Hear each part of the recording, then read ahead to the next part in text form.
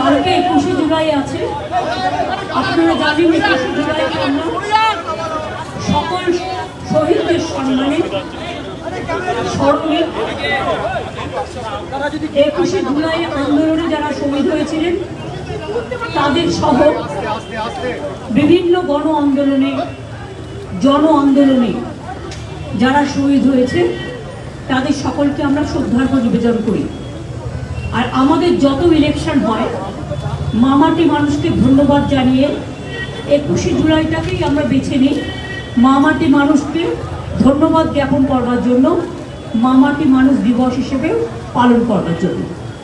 21শে জুলাই আমরা কিন্তু কোনো কিছু অর্গানাইজ করি না, প্যান্ডেলটুকু ছাড়া। বাদবাকি সবটা কর্মীরা নিজেদের টানে আসেন এবং কত দূর দূর থেকে জেলা থেকে আসেন, কত দূর দূর থেকে হেঁটেও আসেন। আমার সবার কাছে একটাই অনুরোধ থাকবে, শান্তিপূর্ণভাবে মাথা ঠান্ডা করে সবাই আসবেন। আর যারা বাসে আসবেন অনেক দূরে দূরে জেলা থেকে, বাসের ড্রাইভারকে বলবেন আস্তে চালাতে, জোরে যেন না চালায় যাতে কোনো অ্যাক্সিডেন্ট না হয়। আমি পুলিশকেও বলেছি এই ব্যাপারটা দেখে রাখতে। আর 2 হচ্ছে ট্রেনে যারা আসবেন, ট্রেন তো আপনারা জানেন ওদের কিন্তু 15 দিন আগে মিটিং করে আমরা রিকোয়েস্ট করেছিলাম যে যেন ট্রেন কোনো রকমভাবে বাতিল করা না হয় বা বন্ধ করা না হয়। উপরন্ত যে কোনো বড় জমায়েত হলে, আমি নিজে রেল মিনিস্টার হিসেবে কাজ করে এসেছি অনেকবার, আমি জানি এটা রেলের ডিউটি টু ক্লিয়ার দ্য রাশ। এখানে ফ্রিকোয়েন্সি বাড়ায়, ট্রেনের সংখ্যাটা বাড়ে কী করে, ফ্রিকোয়েন্সি বাড়ায়।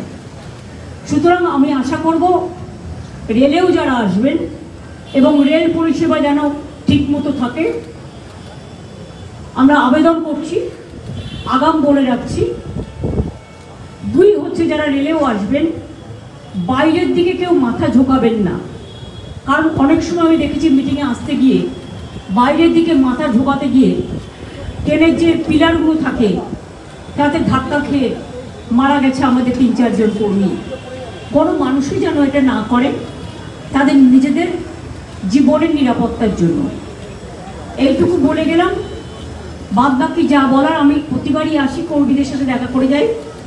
আমাদের এখানে নেতা কেউ নেই, এখানে সবাই তৃণমূলের সহকর্মী। আর কালকে যদি ওয়েদার ঠিক থাকে অখিলেশ আসবে, অখিলেশকে আমি আমন্ত্রণ জানিয়েছি। আমরা প্রত্যেকবারই চেষ্টা করি কাউকে না কাউকে নতুন করে নিয়ে আসার। এছাড়াও বুদ্ধিজীবীদেরও অনেককেই আমরা আমন্ত্রণ জানিয়েছি যারা প্রতিবারই থাকেন। তার কারণ এটা যদি কেউ মনে করেন রাজনৈতিক সভা, শুধু তার নয়, এটা বাংলার অস্তিত্ব রক্ষা, দেশের অস্তিত্ব রক্ষা, বাংলা মাকে রক্ষা করার সভাও।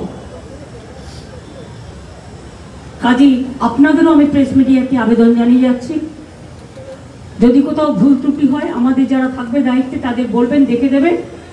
আপনারাও সকলে টাইমলি জায়গা নেবেন। ভালো থাকবেন, সুস্থ থাকবেন।